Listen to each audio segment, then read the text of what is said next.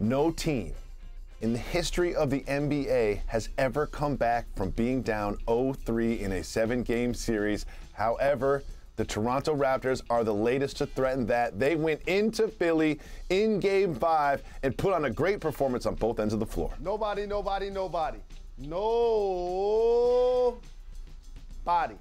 And here's the thing. I hate to say I told you so, but like I mentioned to you, Jacoby, if they went to Philly and won that game, what the storyline was going to be, and now it already is, about the history of Doc Rivers and losing 3-1 leads. You see my Bad Boys Part 2 led by Chauncey Billups. And also Doc Rivers with Lob City and the Clippers.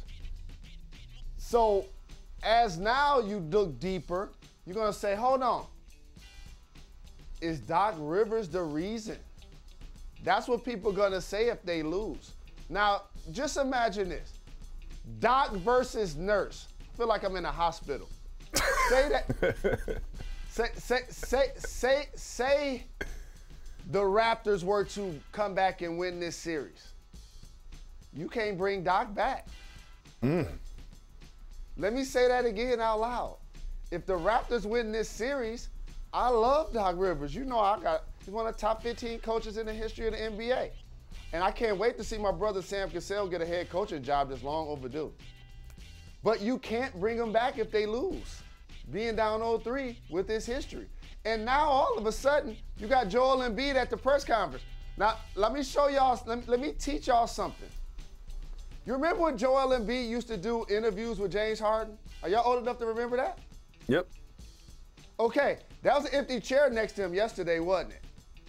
Yep. And he was talking about the fact that James needs to be more aggressive, shoot more, and who did he say? Coach. Coach got to be the one to tell him that. That's not my job. That's Coach's job. Coach got to tell him to shoot more. Okay, so that's 2 strays that Joel, the MVP candidate, leading scorer, is throwing at Doc and at James. Y'all get it together. That's what he's saying. And if a team could come back from 0-3, and I told you this was going to be a dogfight if the Raptors was healthy, this is the perfect storm for it to happen. Because Embiid has a thumb, Thibault won't play, and Toronto continues to improve. And did I mention that Fred VanVleet ain't even playing? He didn't even play. And they waxed Philly. This is a do-or-die game for the Philadelphia 76ers, for sure, who are not making it better, obviously, for them to be somewhat rested and confident going into the next round. All they're doing now is taking a second-round series that should have been a 7-game series and turning it into a 5 or 6-game series. That's what I believe.